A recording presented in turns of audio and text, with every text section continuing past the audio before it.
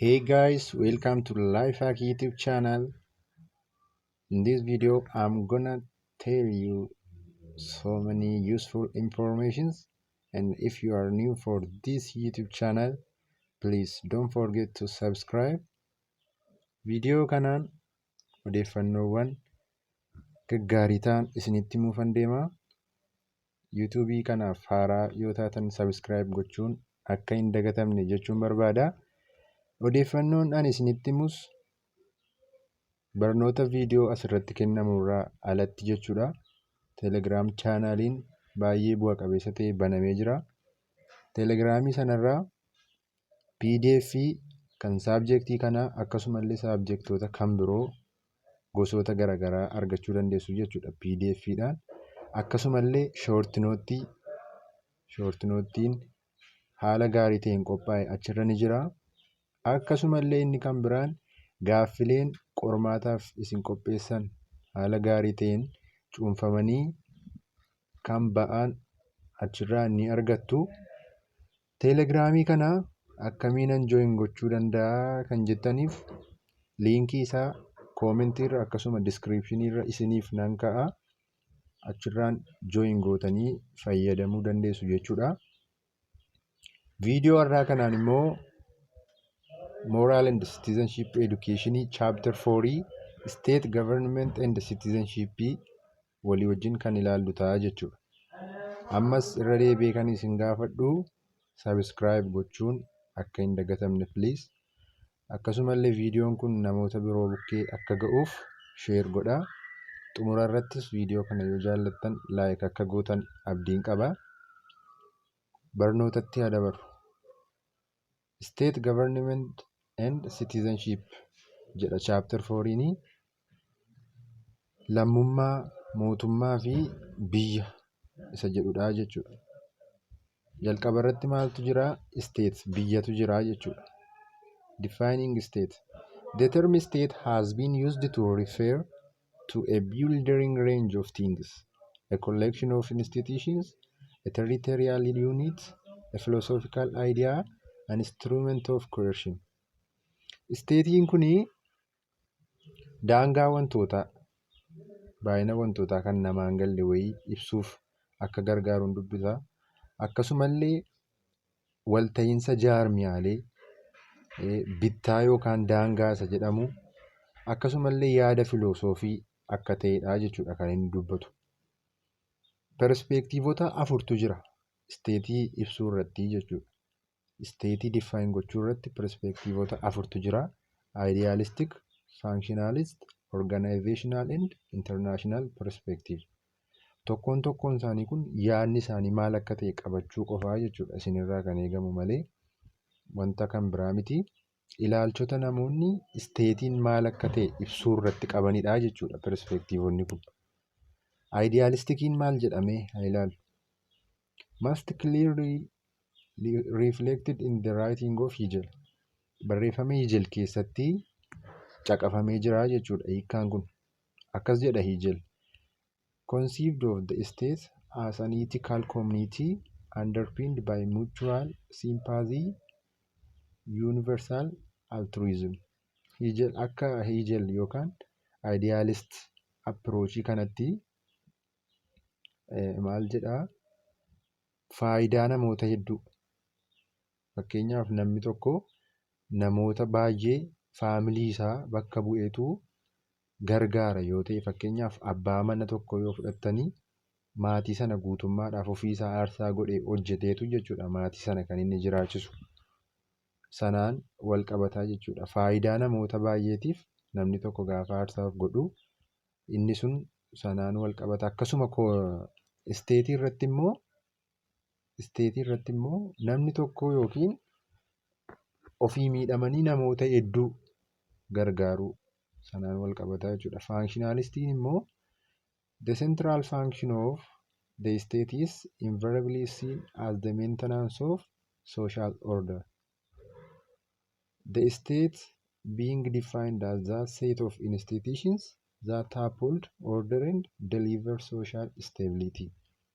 Akkasa kanaatti immoo isteetiin gurmaa'insa jaarmiyaalee tuuta jaarmiyaalee set of institutions hawaasummaa dhaabbataa ta'e akka jiraatu gochuu keessatti gahee kan qabudha jedha isteetiin. Hawaasummaan dhaabbataa ta'e akka jiraatu gochuu keessatti waan gahee qabu wayii akkas jedhee ibsaa jechuudha. Organizational view immoo defines the state as the apparatus of government in its broadest sense that is as the set of institutions that are recognizably public in that they are responsible for the collective organization of social existence and are funded at the public expense. Inni kun immoo maal jedhaa? Apparaatasii mootummaan itti fayyadamudha jedhee ibsa.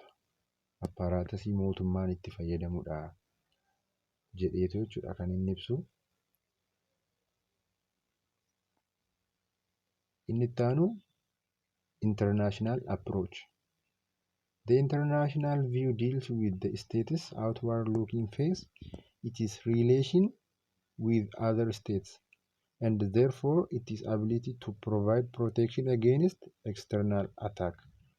International view kun immoo isteetiidhaan maal jedhaa? Hariiroo isteetiin tokko isteetii biroo wajjin qabaatu akkasumallee miidhama alarraa external attackii miidhaan alarraa biyya sanarra akka hin geenyee fi humna inni ittiin dandeettii inni ittiin dhorkuu danda'u jechuudha. Ability to provide protection against external attack. Sanaan hiikaa jechuudha. The classic definition of the state in international law is found in the Montevideo Convention on the rights and the duties of state. Akkasumallee international view kun maal jedheetu kan inni hiiku? Isteetiin tokko isteetii jedhamuu fi wantoota isheen qabaachuu qabdu wajjinidha jechuudha kan inni ibsu. Fakkeenyaaf population. Biyyi tokko biyya jedhamuu fi wanti isheen qabaachuu qabdu uummata qabaachuu qabdii jedhee ibsa.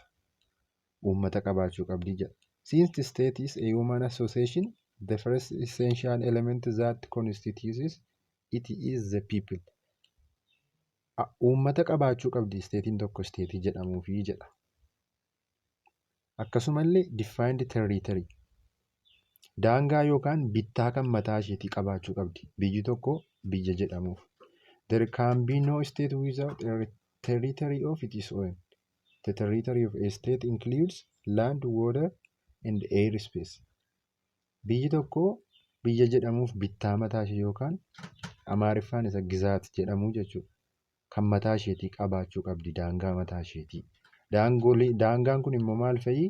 Dachee, lafa, bishaan akkasumallee daangaa qilleensarraa jechuudha. Inni kan biraan biyyi tokko biyya jedhamuuf mootummaa mataa isheetii qabaachuu qabdi. Governmentii mataa isheetii qabaachuu qabdi. Government is said to be the soul of the state.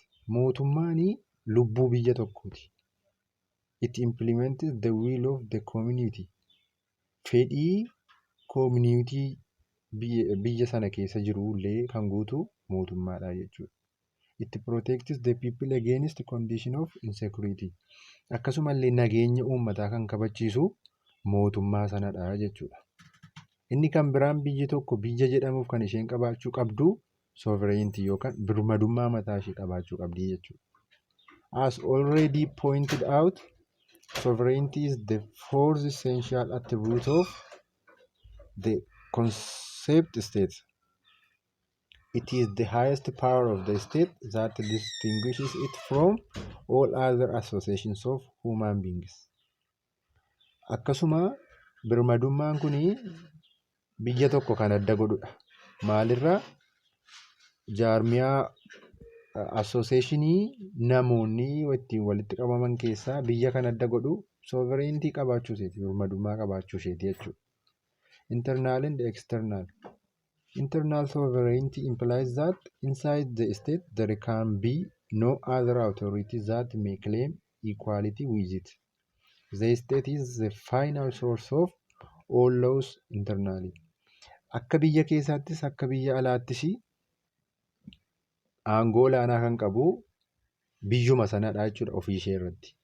Akkas jechuun biyyi tokko bittaa qaama alaarraa bilisa taatee of dandeessee jiraachuu qabdi jechuudha biyya jedhamuufi. Akkasuma kan biraan illee recognition itti dabalamuu danda'a. As the fifth essential attribute of state, this is because for a political unit to be accepted as a state with an international personality of its own, it must be recognized as such by a significant portion of the international community. Recognition kun illee elementii yookaan wanta biyyi tokko qabaachuu qabdu biyya jedhamuuf shanaffaa ta'ee itti dabalamuu danda'a jechuudha. Ani raafilii isaadha kan hin dubbadhe diippilii gadi fageessitanii hubachuuf dubbisuu dandeessu. Akkasumallee wantoota nama jedhee shoortinootti teelegiraamii irra jiru akkasuma gaaffilee achirra jiran yoo hojjettan immoo caalaatti gadi fageenyaan akka hubattaniif isin gargaara. Ammallee subscribe akka gootan isin yaadachiisee darbuun barbaada.